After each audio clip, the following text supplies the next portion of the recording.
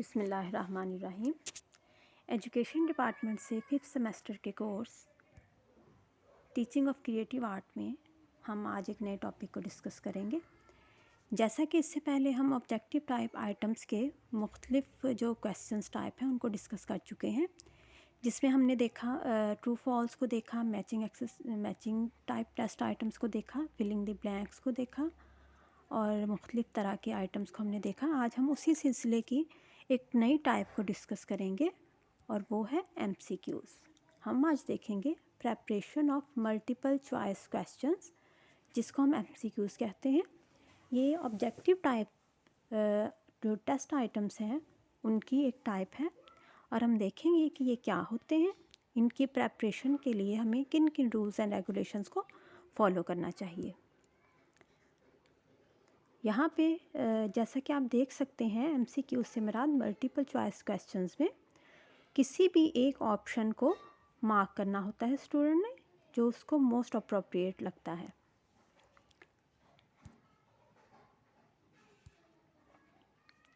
अब जो multiple choice test items हैं वो क्या होते हैं, वो किन चीज़ों पर मुश्तमिल होते हैं और उनकी क्या डिटेल्स हैं वो हम देखते हैं। A multiple choice questions MCQs is composed of two parts। यानी जब हम प्रेपरेशन करते हैं मल्टीपल चॉइस क्वेश्चंस की तो उसके 2 पार्ट्स होते हैं। A term that identify the question और प्रॉब्लम। पहला पार्ट जो आइडेंटिफाई करता है क्वेश्चन को या प्रॉब्लम को, and a set of alternatives और possible answer that contain a key that is the best answer to the questions। And जो उसका सेकंड पार्ट है वो अल्टरनेटिव्स पर मुश्तमिल होता है या वो उन चीज़ों पर मुश्तमिल होता है जो उसके पॉसिबल आंसर्स हो सकते हैं। एंड अ नंबर ऑफ डिस्ट्रैक्टर्स, यानी बहुत सारे डिस्ट्रैक्टर्स में जो स्टूडेंट को लगते हैं कि ये भी इसके आंसर्स हो सकते हैं। That are plausible but incorrect, जो मिलते जुलते तो लग रहे होते हैं, उससे उसका आंसर लग रहे होते हैं लेकिन वो इनकरेक्ट होते हैं। आंसर टू द क्वेश्चन, उस क्वेश्चन का जो उस स्टेटमेंट का जो उसमें पूछी गई होती है। तो इस तरह से हम देखते हैं कि जो मल्टीपल चॉइस क्वेश्चन है उसका एक बेसिक सेंटेंस होता है और फिर उसके अल्टरनेटिव्स होते हैं या जिसको हम डिस्ट्रैक्टर्स कहते हैं, उसमें से एक मोस्ट अप्रोप्रिएट स्टूडेंट को चूज़ करना होता है। अब हम ये देखते हैं कि जब हम MCQs या मल्टीपल चॉइस क्वेश्चंस को प्रिपेयर करते हैं तो उसकी प्रेपरेशन के लिए हमारे पास क्या गाइडलाइंस है या हमने किन रूल्स को फॉलो करना होता है। सबसे पहले हम ये देखते हैं कि जो आइटम है, the item should be clear, accurate and unambiguous. जो आइटम्स हैं वो बिल्कुल क्लियर होने चाहिए और उनमें कोई एम्बिगिटी मीन इबहाम नहीं होना चाहिए। बिल्कुल क्लियर तौर पर स्टूडेंट को पता चले कि क्या डिमांड किया जा रहा है उससे इस क्वेश्चन के ज़रिए से। तो बिल्कुल क्लियर स्टेटमेंट बनाई जानी चाहिए और अनएम्बिगस होनी चाहिए, यानी किसी भी इबहाम से पाक होनी चाहिए। The next is should give इधर अ डायरेक्ट और एन इनकम्प्लीट स्टेटमेंट। या तो हम कोई डायरेक्ट क्वेश्चन पूछें या फिर इनकम्प्लीट स्टेटमेंट की शक्ल में उसको पूछा जा सकता है। And then the item should have only one correct answer. ये बहुत इम्पॉर्टेंट रूल है प्रेपरेशन के लिए कि सिर्फ एक करेक्ट आंसर होना चाहिए। ऐसा ना हो कि एक से ज़्यादा करेक्ट आंसर हों तो फिर स्टूडेंट को मुश्किल हो सकती है। अगर सवाल कंस्ट्रक्ट ही इस तरह किए गए हैं कि उसमें ज़्यादा क्वेश्चन के आंसर दुरुस्त हैं तो पहले ही स्टूडेंट को बता दिया जाए कि आप 2 आंसर को टिक करें, या अगर ऐसा कोई बिल्कुल ऐसी सिचुएशन है कि 1 करेक्ट आंसर नहीं है तो फिर उसके लिए इंस्ट्रक्शंस डिफरेंट होनी चाहिए। और अगर सिंपल MCQs है, सिर्फ एक को टिक करना है, तो देन ओनली 1 करेक्ट आंसर होना चाहिए और उसी को स्टूडेंट टिक करे। एक से ज़्यादा करेक्ट आंसर फिर उसमें ना रखे जाएं ताकि किसी भी किस्म का इबहाम पैदा ना हो। And the next is should keep the blank only at the end of the statement. कोशिश कीजिए कि जो ब्लैंक है वो स्टेटमेंट के एंड पर रखिए। इससे स्टूडेंट को पूरा सेंटेंस पढ़ के उसके जो अंदर की लॉजिक है उसको समझने में मदद मिलेगी।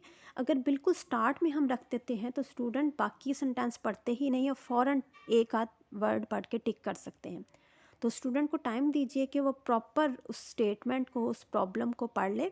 इसलिए बेहतर ये है कि जो ब्लैंक है, अगर ब्लैंक की शक्ल में इसकी स्टेटमेंट बनानी है तो वो एंड पे रखें, ताकि स्टूडेंट पूरा सेंटेंस पढ़ के फिर उसके अल्टरनेटिव्स में से किसी एक को चूज़ करने के बारे में डिसीजन ले सके।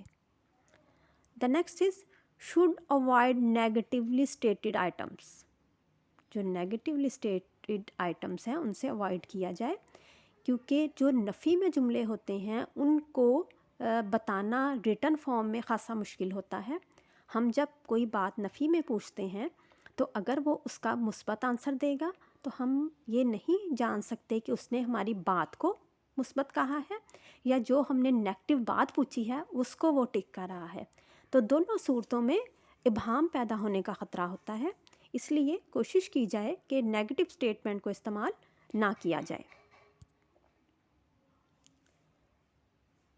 The next one is should avoid grammatical clues. कोई भी किसी भी किस्म का ग्रामेटिकल क्लूज़ उनको ना दें, यानी कि जो उनके अल्टरनेटिव्स के अंदर मौजूद हो।